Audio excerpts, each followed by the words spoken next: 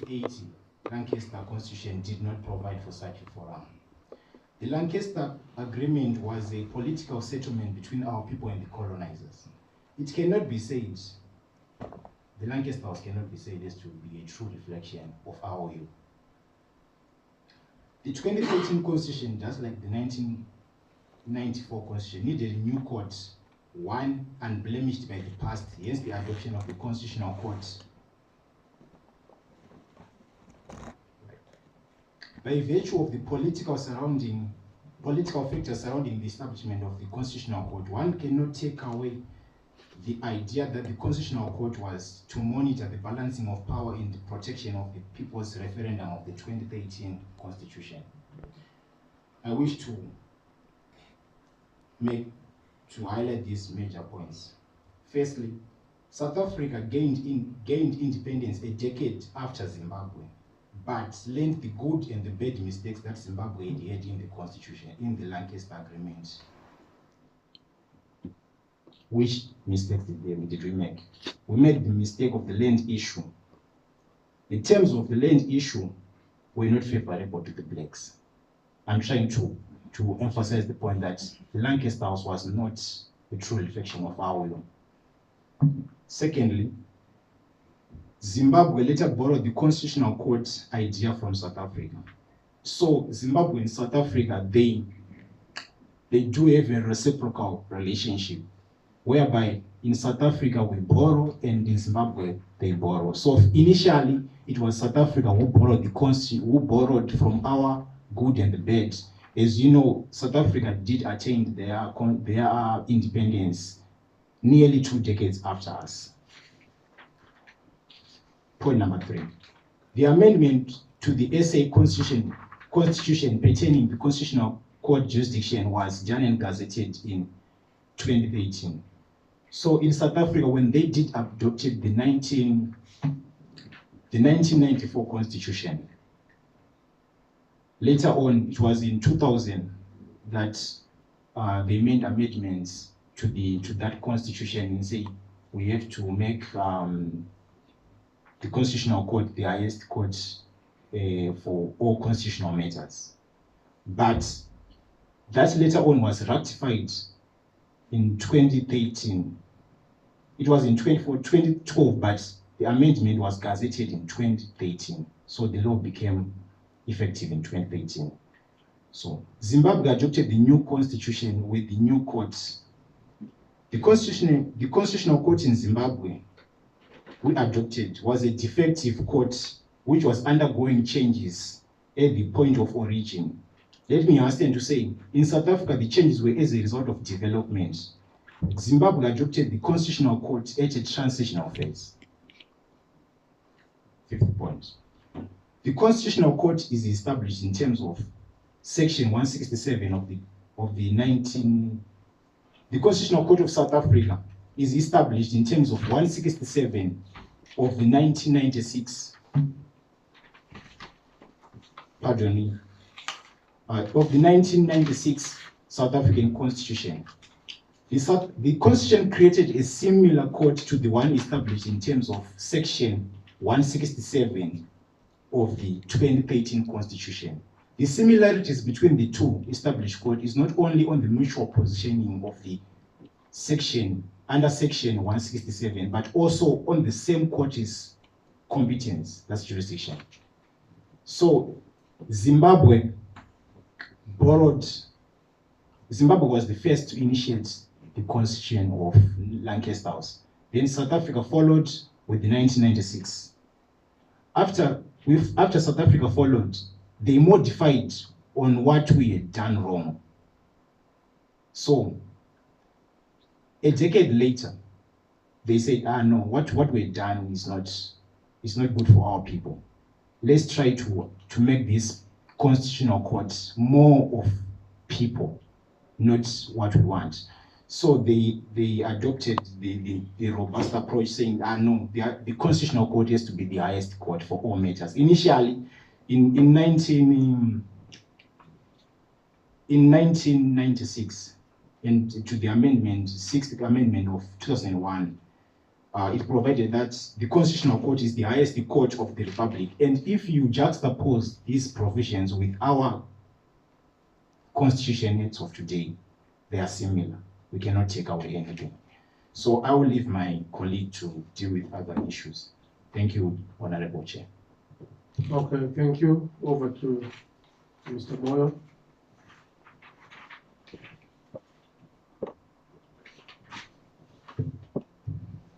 Thank you, Honorable Chair. Thank you, Honorable Members. Like my friend has highlighted, we seek to present that the Constitutional Court of Zimbabwe be the highest court on all matters on this land. So I'm going to give a brief summary on the criteria upon which the Constitutional Court is going to receive the matters that will be presented before it. So, like we have highlighted, this idea emanates from our sister jurisdiction, which is South Africa, which was amended in 2018. So the Constitutional Court of South Africa is the highest court in all matters of the Republic. But however, take note that not all matters will be able to suffice or to go to the Constitutional Court. I would like to make an analogy of understanding the Constitutional Court as the father in a family setup, where there are matters which goes through the eldest sibling, the mother, and then to the father. But however, there are certain matters which are of great importance, which are supposed to be entertained by the father. So the criteria upon which other matters which are non-constitutional will be entertained by the Constitutional Court will be when there is an arguable point of law which is of public importance. This is with the ground upon which the Constitutional Court is going to extend its jurisdiction. So it is important to note that the Constitutional Court can only decide on any other matter if it is to grant leave to appeal. This is to say the cases which come from the inferior courts, in order for the Constitutional Court to entertain them, it has to use the canon of leave to appeal. The test is set in the Porcelain case of the Constitutional Court of South Africa, where it was established a test that there are three main elements upon which the Constitutional Court will use. First one, the matter must rise an arguable point of law. In understanding this tenet, one can subdivide the arguable point of law into two. Firstly, the point must be one of law and must be arguable before the court of law. A point of law must also have prospects of success. However, it is important to take note that not all legal arguments are arguable.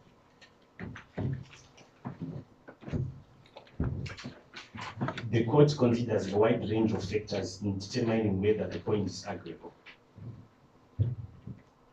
The Supreme Court of Appeals may have expressed itself on a matter by a narrow majority.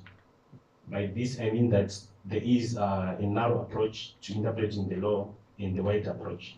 So in instances where the Supreme Court of Appeals have interpreted the law in its shallow state, one should be awarded an opportunity to appeal to the Constitutional Court. Another instance is when a minority, let me take that again. Another instance is when the different divisions of the High Court may have expressed divergent views on the point which the Supreme Court has made no pronouncement on that subject. What I try to emphasize is the High Court of Zimbabwe has different divisions. For example, we have the Commercial High Court. So there are two dissenting cases which I will give as an example, whereby two different judges have give divergent opinions on the same subject. Like in the case of Shell Zimbabwe Private Limited versus ZIMSA Private Limited. The citation is 2007 Zimbabwe Law Reports 366. This is whereby the Honorable Justice Makarau deliberated on the matter to do with arbitration. And also another divergent case is the Complaint Technology Private Limited versus Wellspring Investments Private Limited. Citation which is another High Court number 956 of 2015. In these two matters, the two judges gave a divergent ruling on the subject to do with arbitration. As we may not, in this instance, the Supreme Court didn't pronounce its position on these divergent matters. So the honorable members and honorable chair, these are some of the instances where we are petitioning that the Constitutional Court would step in and be able to pronounce a position of the law. Because on this land, there is no other court which can best interpret the Constitution other than the Constitutional Court itself. The other point is there may be no authoritative pronouncement on an issue with available content and academic experts whom views this as a divergent position. The point I'm trying to make is there are certain instances where the experts may be able to argue or to set different positions on a matter. Therefore, we would need the indulgence of the Constitutional Court to pronounce the position of the law.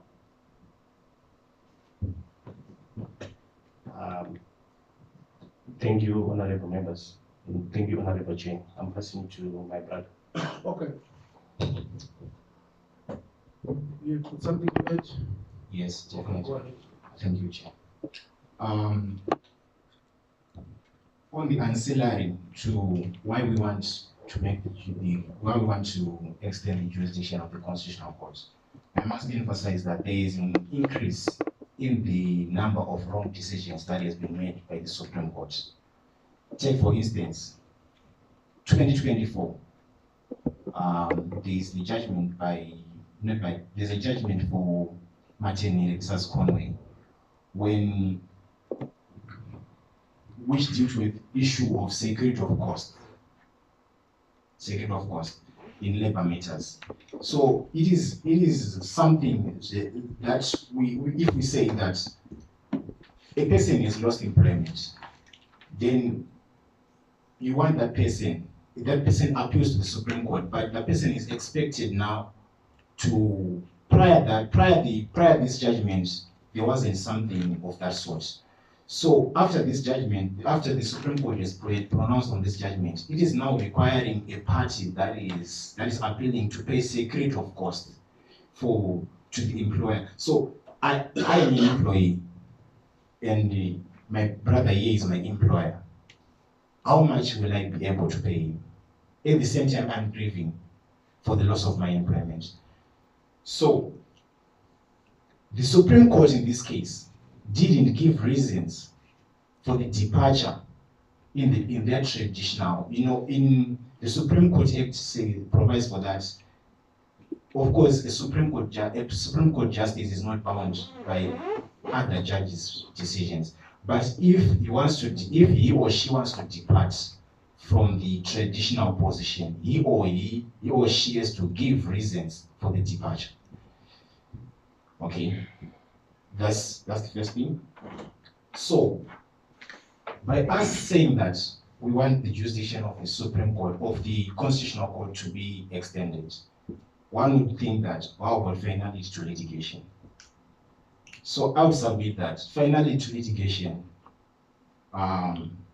should not be based on the stage, but it should be based on the matter coming to finalization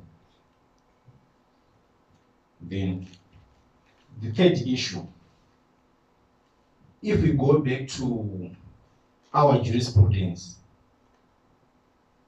we can actually tell that as of these days, there has been an increase in the unanimity of judgments, let me say, whereby let me try to explain.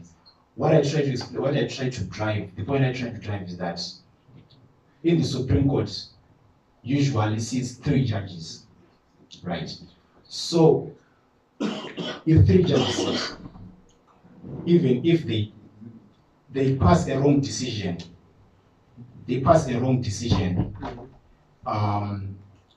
all of them will say, I agree. What are you agreeing when the decision is wrong? So it now means for one now to appeal to the Constitutional Court, there has been a stringent positivist access to justice approach that has been taken by the Constitutional Court to say your matter is not constitutional. And from 2013, the moment we adopted the 2013 Constitution, we realized that if you read the Constitutional Court judgments, most of them has been dismissed on technicalities before even dealing with the merits. So is that the court that we want for our people to say, this is the Constitutional Court that should protect our Constitution? When we say, if you want to access that court, you say, yeah, no, you are not properly placed before the court. Of course, the court is. Order.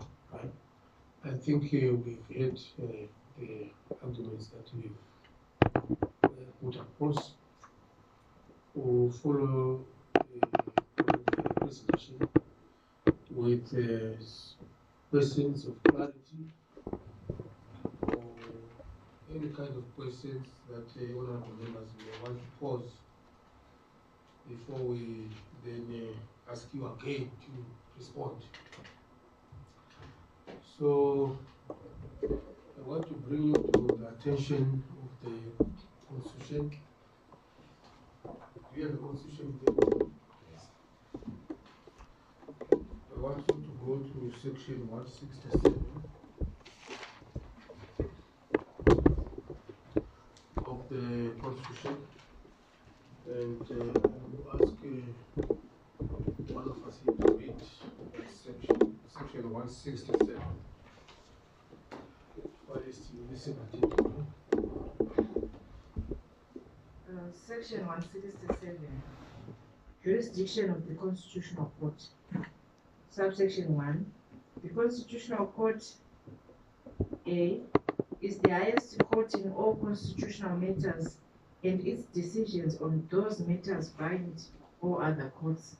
B, decides only constitutional matters and issues connected with decisions on constitutional matters, in particular references and applications under section 131, subsection 8, paragraph B, and paragraph 9, subparagraph 2 of the 5th schedule. And C, makes the final decision whether a matter is a constitutional matter or whether an issue is connected with a decision on a constitutional matter. Subsection 2. Subject to this Constitution, only the Constitutional Court may A, advise on the constitutionality of any proposed legislation, but may do so only where a legislation concerned has been referred to it in terms of this Constitution. B, hear and determine disputes relating to election to the office of President. C, hear and determine disputes relating to whether or not a person is qualified to hold the office of Vice President. Or D, determine whether Parliament or the President has failed to fulfill a constitutional obligation. Subsection 3, the Constitutional Court makes the final decision whether an act of Parliament or conduct of the President or parliament is constitutional and must confirm any order of constitutional invalidity made by another court before that order has any force. Subsection 4. An act of parliament may provide for the exercise of jurisdiction by the constitutional court, and for that purpose may confer the power to make rules of court. Subsection 5. Rules of the constitutional court must allow a person, when it is in the interest of justice and with or without leave of the constitutional court, A, to bring a constitutional matter directly to the constitutional court, B, to appeal directly to the constitutional court from any other court, C, to appear as a friend of the court. I would have wanted us to go also to the 168, which also looks on the Supreme Court, or the jurisdiction of the Supreme Court. Before I can pose the question that I want you to answer, maybe you can proceed to section 168. It's very short. You can just read it. Okay.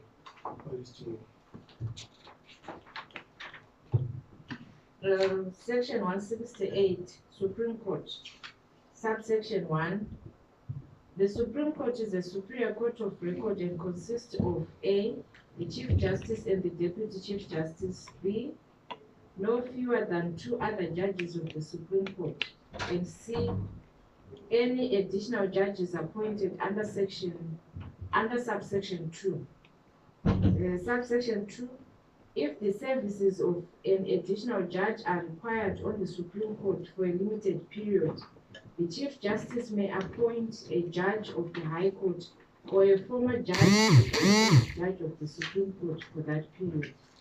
Subsection 3. Judges or former judges appointed to act under subsection 2 may continue to sit as judges of the Supreme Court after their appointments have expired, for the purpose of dealing with any proceedings commenced before them while they were so acting. Thank you very much. Did you understand the clauses in the Constitution containing the 2 courts, the Supreme Court and the Constitutional Court? Yes, we did. Okay, which clause do you want us to amend? If you were to bring a constitutional amendment view, which clause do you want us to amend to accommodate what we are saying? In what particular form would you want to amend such a clause? Having read all those clauses for the 2 courts, which clause specifically do you want us to amend to comply with your demands in your petition?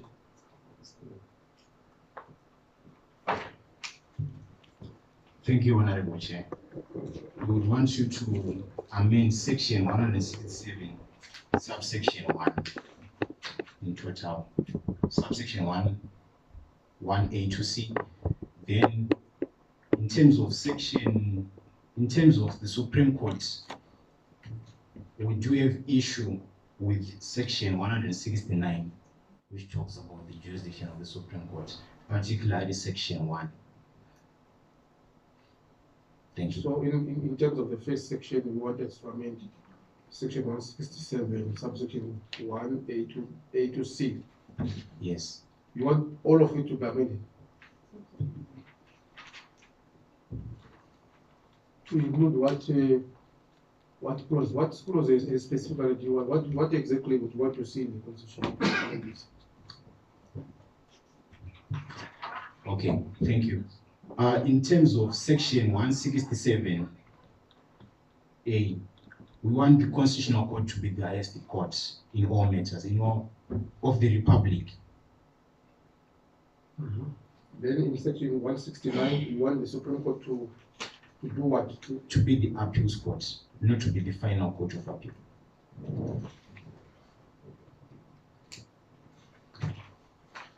In my view, I would think that we have the magistrate court and we have the High Court, we have the Supreme Court, and we have the Constitutional Court. These courts are arranged in a certain hierarchy. as to what kind of case they can handle. And in this case, if you look in our constitution as we have read it, it specifically says that the constitutional court will handle cases which are a constitutional matter, which is to be addressed, where an application has been made with reference to any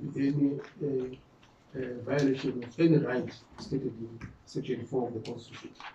So that then gives the Constitutional Court an exclusive jurisdiction to deal with constitutional matters. And I'm sure, as we read, there's a section which then deals with the constitutionality of a matter which is before the court, whether it's constitutional or not constitutional.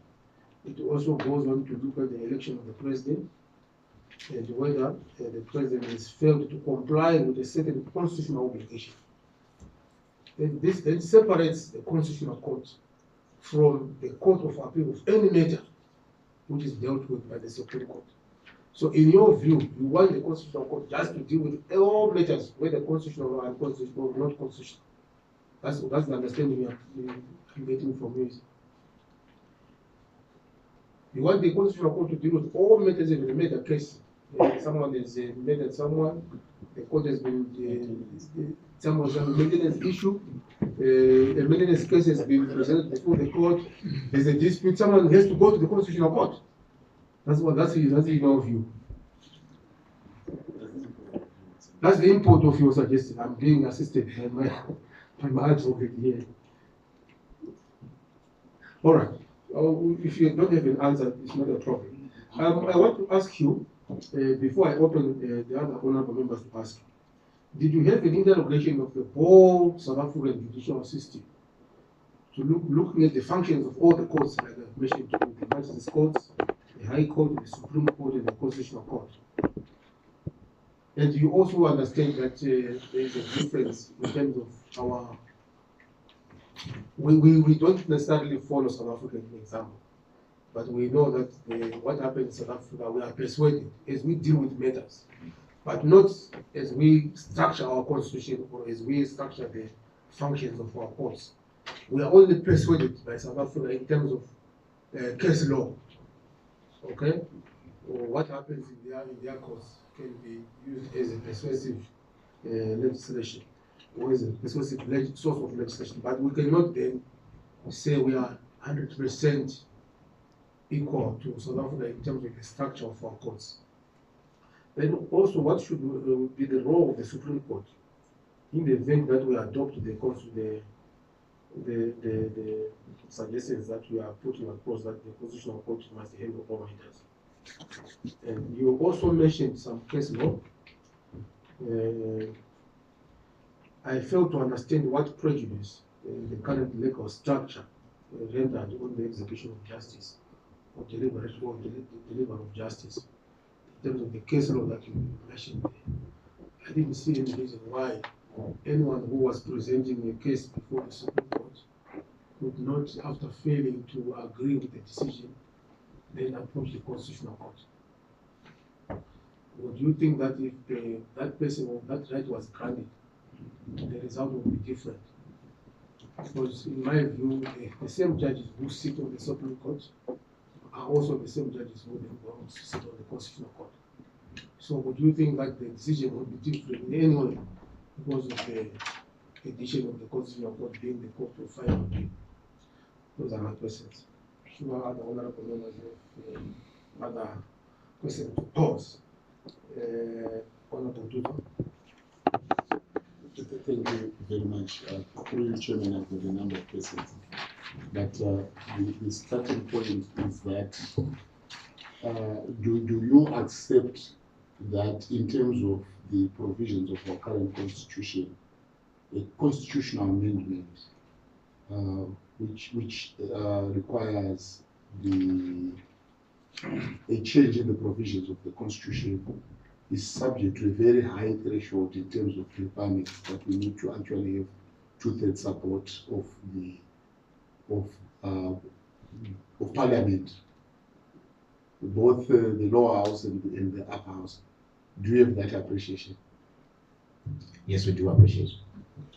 Thank you, Mr. Chairman. And I also want to check your understanding of the different types of courts that we have. You accept that we have a court called the Labor Court. Yes, we do. What does it deal with? It deals with labor matters. All right. You also accept that we have a court which is called the Administrative Court. Yes, we do. Would you appreciate what it deals with? Yeah, that's the administrative court. What does it do? What does it do with?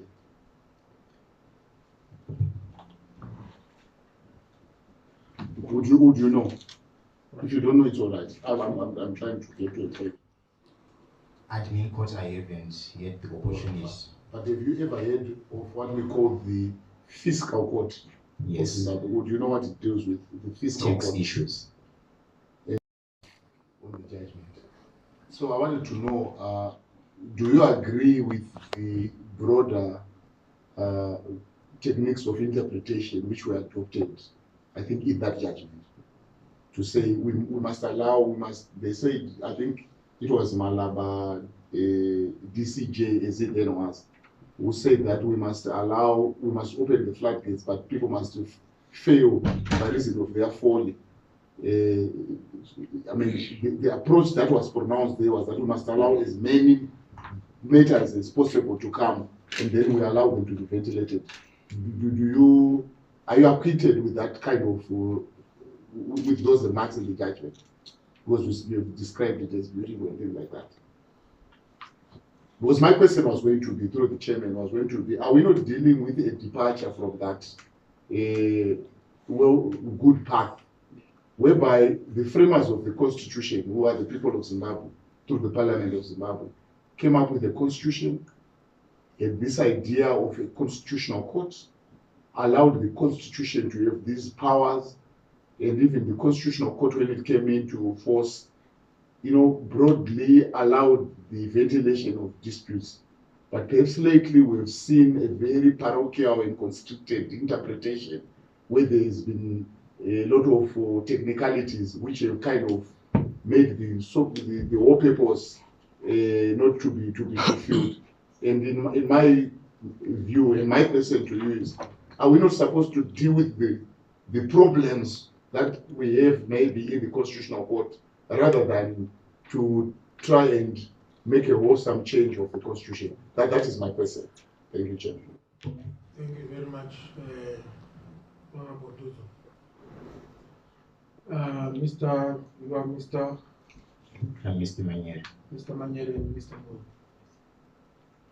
When we are sitting here, our role is not to assist you in your petition. Your petition must be very clear what you want to do. And if you are to interpret whatever you have written in your petition and what you have presented, you want the Constitutional Court to be the court of appeal on all matters. And my question to you was, what role then would be the role of the Supreme Court? And I'm sure other honorable members would want to ask as well. So if you make the Constitutional Court the court of appeal for all matters, the honorable member here was asking, even the maintenance issue will end up in the Constitutional Court, even stock theft will end up in the Constitutional Court. I want to understand that what we call the presumption of legislative intent, like what the honorable member was saying, this constitution was written by the people of Zimbabwe. If you go to section 167 to 168 and 170, those sections specify the roles of each court and what kind of matter each court can handle. The constitutional court being mandated mainly and specifically to do with constitutional matters. Matters to do with the elections, you mentioned correctly that elections are part of the constitutional framework. Then there are also matters to do with the constitutionality. Someone publishes falsehood. He can then go to the Constitutional Court to say, I must not be brought to prosecution because the Constitution allows me freedom of expression. That's how a journalist can then go to the Constitutional Court for the sake of his rights, his right, which is freedom of what? Of expression. But if we want then the Constitutional Court to deal with any matter, maintenance, stop theft, murder, rape, what it means is that this court will then be congested with matters that are of no constitutional significance. And one thing I also want you to understand is that any country or every country, since you've premised your argument based on the South African example, any country has got its own right to design the jurisdiction of its different courts in the way it wants. We may even say murder cases from now onwards can be dealt with by the traditional court. And the chief, they can determine to say, pay so many cattle to compensate the family of the deceased. And so we can even do that as a country. No one can come to us and say, what you are doing is not done in Yugoslavia or is not done in Zambia or Malawi. It's our own decision. So I asked you that what kind of clause you want us to put on section 167, subsection 1A to C. And you seem to have said something there. But as the Honorable rightly said, the threshold or the issue, the process of amending the Constitution is its own process. When you want to amend the Constitution, first of all, maybe you want to bring the Constitutional Amendment Bill to Parliament with a correct motivation as to why you want to amend this kind of section. And these are the things that you are now supposed to explain to us as a committee. I don't know, honorable members, if you have put any other addressing questions or clarity and so on. Honorable Mafunga, before they can respond. Thank you, Chairman. Perhaps I wanted to get a bit of clarity on whether you appreciate there was an amendment to the Constitution recently regarding the appointment of judges of the Supreme Court. Maybe are you familiar with how they are now appointed in terms of the recent amendment to the Constitution? Yes. So take note of that question. Any other question, honorable members? And maybe as a follow-up to that, is there any difference with the appointment of Constitutional Court judges? And I'm coming from the point that the procedure that is used to appoint Supreme Court judges and Constitutional Court judges is almost the same. And if it is the same, do you think you can come up with a different judgment in the Constitutional Court, which is different from that in the Supreme Court? Because they are almost at the same level in terms of their expertise. Yes, that's a very good question. Right. So I will allow you to answer those questions. The question that I posed first, and what Honorable Mafunga just posed, then we will take it up from there. Can I just add, sorry, just one more to add on to what Honorable. Are you also aware that even in terms of the current practice and law, the senior judges of the Constitutional Court, namely the Chief Justice himself and the, what do you call it, and the Deputy Chief Justice, they actually sit in reality in the Supreme Court. So they sit and preside over matters in the Supreme Court, and they make judgments, which judgments in theory are appealable to the Constitutional Court. But to Butler's Honorable Mafunga's point, do you think there would be a different outcome that can be arrived at by the Constitutional Court in those circumstances? So you have taken record of all questions. Raised one, including those ones which I asked you in the first place. Okay, so can we go? Let's have the responses. Okay, thank you, Honorable Chair. Thank you, Honorable Members. Earlier on, you highlighted on flooding of cases in the Constitutional Court. I think when I earlier presented, I think I said that as a comment. My first question, let me repeat. Did you interrogate the whole South African judicial system with regards to the functions of the different courts? Right, so that you can tell us right away that in South Africa, the Magistrates Court deals with matters A to B, then we'll go to the High Court, it deals with A to B, Supreme Court and Constitutional Court. Did you interrogate the whole system? Because there could be some salient factors which have caused the South African judicial system to refer some matters to the Constitutional Court. You know, it's a multiracial society, and it's coming from apartheid and so on. So I want you to unpack that.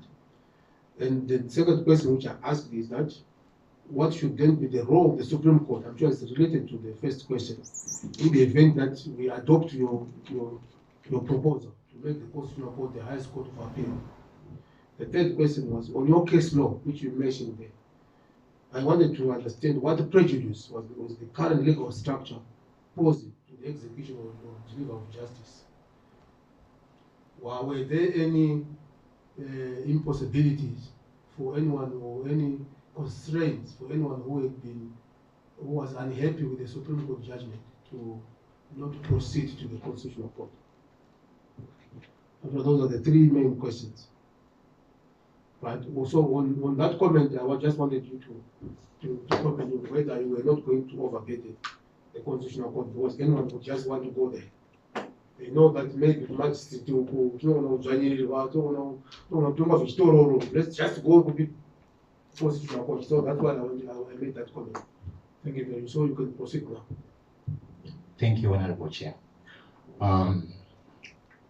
We do appreciate the South African setup of courts in the context that starting from the magistrate, High Court, Supreme Court, and Constitutional Court. The point I try to make is that in South Africa, the magistrate court doesn't have the jurisdiction to deal with constitutional issues, the same as Zimbabwe. In South Africa, the High Court does have jurisdiction to deal with certain constitutional issues, just as Zimbabwe. The High Court in South Africa. Yes, it does. It does have concurrent jurisdiction and exclusive. Okay. So, then coming to the Supreme Court, at Supreme Court, the only issue that can be dealt with by the Supreme Court as on appeal on constitution is a matter that already has constitutional connotations. Not to appeal on to Supreme Court to say, my issue is something constitutional, so you have to deal with it. The matter should be arising from the court or that's issue you want to address. The same in South Africa. Then in South Africa, if you look at the rules of the Constitutional Court of South Africa, they do provide for certain cases, the same as Zimbabwe. So to say that Zimbabwe we are borrowing or I think it's a matter of a reciprocal relationship that we do have with South Africa. They borrow some and we borrow some from them. Mm-hmm. Yeah. So what happens now to the Supreme Court? Answering you on that. The Supreme Court remains the court of appeal. In the hierarchy of courts, we do have the starting with the local courts, magistrate courts, high court. All those matters, they go to the next court on appeals. So if we say that litigation should come to finality by virtue of barring appeals, that would not be prudent. So you are agreeing that the Supreme Court in South Africa is the court of final appeal, or is the court of appeal? In South Africa, Supreme Court is the court of appeal, not of final appeal. So you want, in this case, you want the Constitutional Court in Zimbabwe to be the final appeal or appeal court?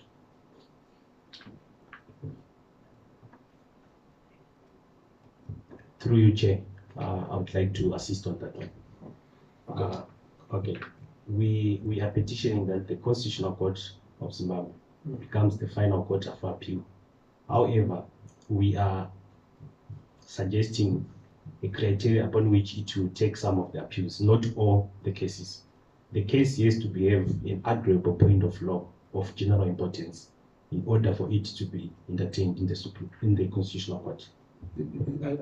I understand that is how it is right Because if you have your case heard by the High Court, you are not agreed, you go to the Supreme Court, and the Supreme Court will give the final judgment. But if that case has got a constitutional connotation, you then take it to the Constitutional Court. If it has got a constitutional, if it is something of a constitutional nature, that is in it, then they are then allowed to take it to the. I'm sure you can even take your case from the magistrate court right to the Constitutional Court.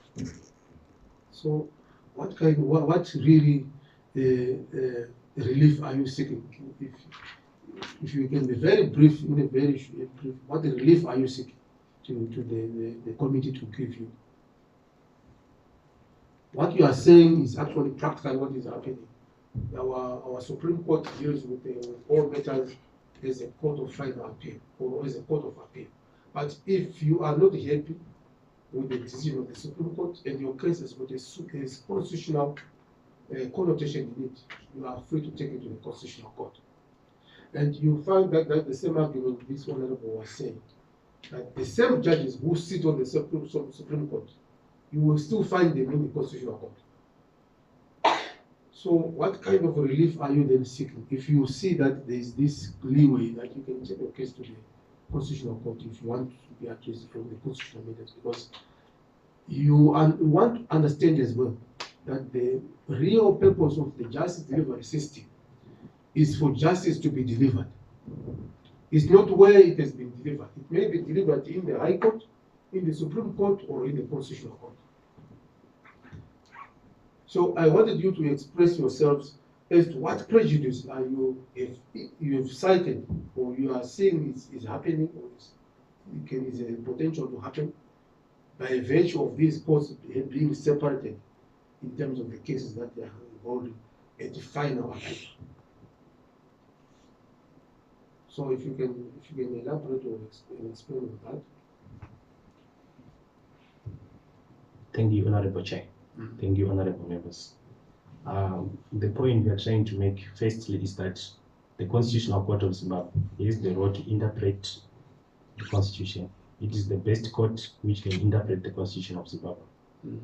Secondly, the manner in which the Supreme Court of Zimbabwe deals with matters is usually on technicalities. If you don't have a point of law, your matter is disposed by the Supreme Court. So we are appealing that the canons which are presently available and how you can approach the Constitutional Court will remain in place, which include constitutional avoidance and so forth, other canons which are there. But however, the manner upon which the Supreme Court of Zimbabwe deals with matters is usually on technical basis. So we believe if the Constitutional Court is to deliberate on all the matters, it can give judgments which are favorable, and since it's the best court which can interpret the Constitution. What are you going to do if the same things happen? Because it's a perception.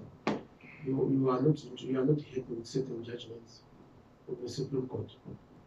We've already indicated to you that the same judges who sit on the Supreme Court bench also sit in the Supreme Court, which means their view is the same, and the source of law they are referring to is the same.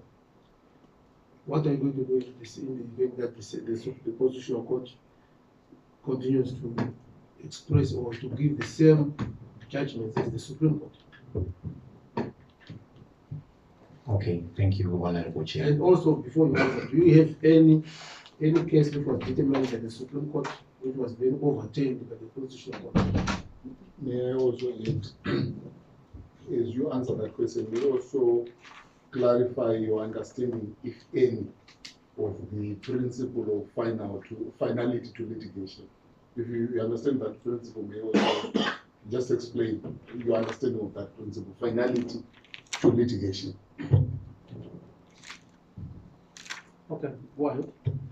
Thank you, Honorable Chair. Finality to litigation, what I do understand is that a litigation should come to an end. We should not keep on appealing and going to this forum and this forum and this forum. But if there is another forum which the litigant can go, we cannot deny that litigant access to justice just because we are saying just on the basis of finality litigation. Hence, I made the point that finality litigation is not influenced by the stage. Is not influenced by the stage that the Supreme Court has made a judgment on it, so it's final. That position was made in light on investment when they say the Supreme Court judgment is final, regardless of it being wrong or good.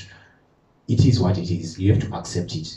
So if we adopt that approach now to say it is what it is, accept it, when there is another court that can give a different judgment, then coming to your question when you asked it about that what prejudice did the litigant suffer in maternity, it set a precedent that every litigant who wants to appeal has to pay security of cost. So that is of public interest to all the litigants who have lost their employment and they can't afford to pay security of cost. And when you do want to appeal to the Supreme Court, you have to make several applications: condonation, extension of time, then leave to appeal. It's not a whole process, other than if we said like, okay, fine, if you do have you can appeal regardless of you paying security of cost. Then going back to the structuring of the bench, composition of the Supreme Court and the composition of this Constitutional Court. In the Supreme Court, they sit 3, in number of 3. Then in the Constitutional Court, 5, it should be 5 if I'm not mistaken, and in the whole bench should be consisting of 9 in some cases. So the whole bench, that's when the idea of now when I say maybe I might pronounce it wrong, but unanimity, I think that one, when you say the 5 judges of this bench agreed with this, thank you, that one. So when you say that 5 judges of this bench agreed with this decision and 4 judges didn't agree with this decision, despite in the maternity case, the DCJ and the CJ didn't sit in that bench. It's not every case that the Supreme Court, yes, the Supreme Court is composed of the DCJ and the CJ, but they don't sit in every case. I asked you a question, to give to this committee an answer as to whether you have any Supreme Court judgment which was then later on overturned by the Constitutional Court. Do you have it? Do you have any precedents of that nature? Any Supreme Court judgment which was then overturned by the Constitutional Court in this country? Do you have any example? That can then persuade us to say if the Supreme Court judgments can be overturned by the Supreme Court and the Constitutional Court, then it will have some reason as to why we can make the Constitutional Court the court of final appeal. Thank you, Honorable Chair.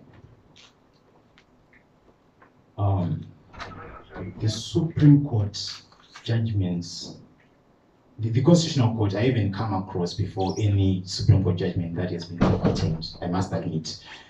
But what I'm trying to say is that most cases that have come from the Supreme Court to the Constitutional Court have failed the constitutionality test. Can you come again? Most Supreme Court judgment cases that have come from the most Constitutional Court judgments that have come from, that have originated from Supreme Court, they have failed to pass the constitutionality test. To say your matter is not constitutional, so. No, that is a matter of procedure. Yes, it's procedural law. It's a matter of procedural law. But what we are trying to emphasize here, we are not worried about. Our petition doesn't seek much to impinge on the criteria used to say constitutional issues or what. What we want to drive to, what we want this honorable portfolio to do is that they consider matters of public interest. Okay. I think, honorable members, if you don't have any other follow-up questions, we will make our decision based on what you have presented to the committee. We will look at the essence of your petition. We will also consider what you have presented and to make an appropriate decision whether we can advise the House to make a constitutional amendment as to the effect of making the Constitutional Court the highest court of appeal, or whether we will make a decision otherwise. Do you have any other thing that you feel you must say before you leave the meeting?